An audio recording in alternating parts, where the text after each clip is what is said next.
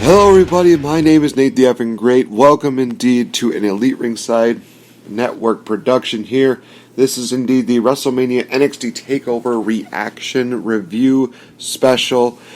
What a weekend it was, and when they called it the Ultimate Thrill Ride, it definitely was holding up to that name because there were a lot of ups, a lot of downs, and honestly a lot of twists and turns. You just felt so much into this weekend, but let's just get right into it. First, starting off with NXT TakeOver Orlando. 5 matches on the card. Very interesting night, to say the least. We kicked off with the 8-man tag team matchup, which featured Sanity taking on the team of Ty Dillinger, Cassius Ohno, Ruby Riott, and Roderick Strong. This was a interesting matchup, to say the least. I mean, to start off the bat, No Way Jose got attacked earlier on during the day, so he could not compete, and he could not be a part of this 8-person tag, so they had to go out and find themselves a new tag team partner in the form of Cassius Ohno, and all in all, this was actually a very good matchup to start off the card. It just had some great spots. I am very surprised with how Cassius Ohno just, for a man his size and a man his weight, just really amazed at how he just flies around the ring. Looks great. Roderick Strong looked amazing. Ty Dillinger looked like a perfect 10, pun intended. There were a lot of good spots with Nikki Cross and Ruby Riott. Killian Dane, Alexander Wolf, they looked great as well. Just very interesting matchup. Eric Young, of course, being Eric Young. Sanity looked very strong here. Killian Dane, also known as Big Damo for a lot of people that don't remember, WCPW was one of the very interesting shows. Anyway, I'm getting a little off topic. I might be a little bit tired. But the ending happened with Dane performing an Ulster Plantation on Dillinger to win the matchup and give Sanity the victory. No complaints about this matchup. It was really good. Good spots for both face team as well as Sanity. Just looked great all in all. And I'm looking forward to seeing what they do more with Sanity. They might be a really dominant faction going into the main roster. Next matchup was the debuting Aleister Black taking on Andrade Cien Almas. Almas, again, looking great as a heel. The gimmick-wise, wrestling-wise, character-wise, he just knows how to really get everybody over. Aleister Black, we didn't really know what to expect with him. A lot of you might remember him as Tommy End from the UK tournament that happened a couple of months ago. He had probably one of the most over entrances I had ever seen, from his rising up like a vampire to the hieroglyphic nameplate that basically came out, which eventually spelled out Aleister Black, to his springboard in-ring cross-legged deal, which definitely surprised a lot of people. I was just it was just amazed at how this matchup went about. Almas looked amazing. Black looked incredible. There were a lot of kicks. There was a very strike-field matchup. It just really felt different from what a lot of wrestling matches were in NXT. But all in all, this was actually a very, very good matchup, in all honesty. And I'm looking forward to seeing how Aleister Black is going to play into the picture, whether he's going to be going right for the NXT Championship or if he's going to just continue on making some really great rivalry and great matches. Next matchup to happen on the card was the Triple Threat Elimination Tag Team matchup, which I believe, in my opinion, was the match of the night. The Authors of Pain, Akam and Rezar, taking on #DIY, Johnny Gargano and Tommaso Ciampa, as well as the Revival, Scott Dawson and Dash Wilder, for the NXT Championships. Now, I will say this, that there were actually some new championship belts that were revealed during this event, and in all honesty, some of these championship belts really were very interesting to look at. It's just very interesting. I'm actually going to pull up the polls that I had here. So I want to say, first of all, thank you to all the people that voted, the 50-plus people that voted on the poll that I had done a little bit earlier as to which belt design that you liked the best.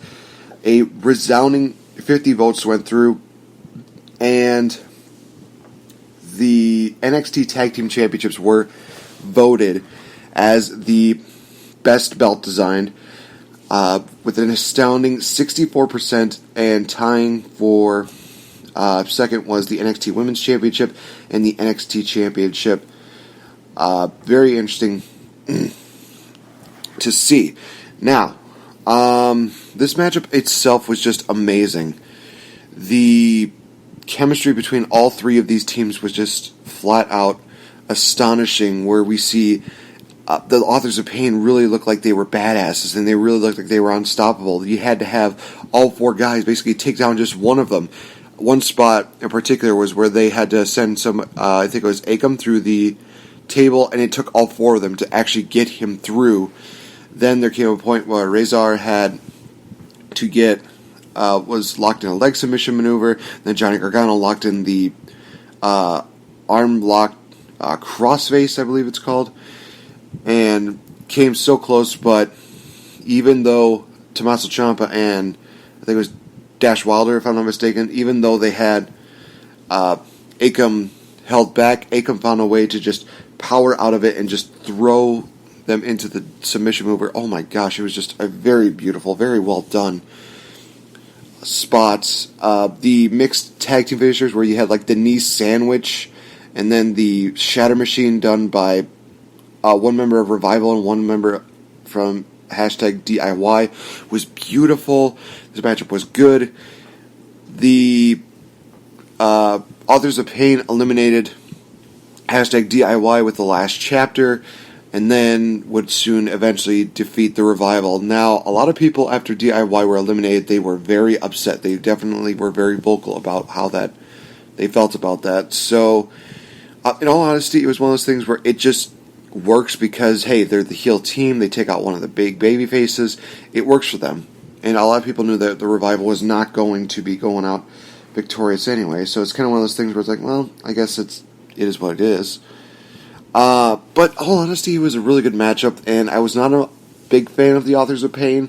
This matchup here definitely is starting to make me look in the right direction and say, you know what, these guys might actually have a future. So looking forward to seeing how the Authors of Pain continue to just show not only their dominance, but also show their performance just get better and better as time goes on. The third matchup on here was Asuka defending her NXT Women's Championship against Ember Moon.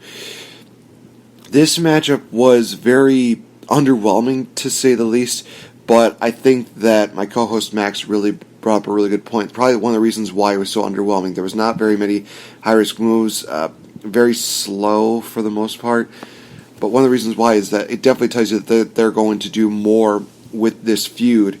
The ending definitely really threw me for a loop because it's not something I would usually see from Asuka. She's always the one that's just dominating everybody, but lately she's been getting this cocky attitude, getting a little more heelish, and Ember Moon wants to take her down a peg, which she came very close to. Ember Moon was just about to go for the Eclipse, but Asuka pushed the referee into the ropes, causing Moon to fall, and then Asuka performed a roundhouse kick on Moon to retain the title. So definitely showing a little bit more heelish tactics as well as heelish favors in this matchup. So Asuka may indeed be going on a heel tangent soon. I would be very interested in seeing this heel run between the two of them. But we'll have to kind of wait and see how well things go, because I think this rivalry is just going to get better and better as time goes on. Main event for NXT TakeOver Orlando was Bobby Roode defending the NXT Championship against Shinsuke Nakamura, and I would like to also point out that I did do another poll that was done by only 28 people. Thank you again for those of you that voted. And I actually said to play the devil's advocate which belt design was the worst, and of course the tag team titles, women's title. But the resounding 46% said the NXT Championship was indeed the worst. And the problem here is that the NXT Championship as well as the Women's Championship look so much alike. And it's just, I just do not understand why it would do that. But my friend and coworker Max, he actually brought a very interesting point here. He mentioned that probably one of the reasons why this happened was because they really do want to try and have kind of like this equality between the men and the women in not only WWE but also in NXT, where the championships look the same, so they kind of have that big fight feel in a way. All honesty, I'm okay with that, but when they keep getting repetitive, that's where it starts becoming an issue. Like an example would be last year when they unveiled the WWE Raw Women's Championship belt. I got it. It had the red for the United States title. It looked exactly like the WWE World Heavyweight title, and it had the white strap for the Intercontinental title. That's kind of the feel that you got from it. I understand that. Now, fast forward to the brand split. They do basically the same thing with the SmackDown Women's Championship, except they make it blue.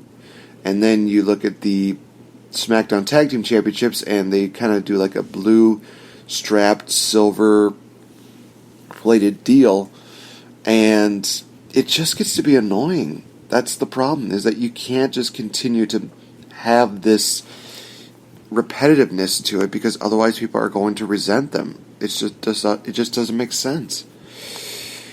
But, I mean, I'm not going to be one to say I told you so, but I told you so.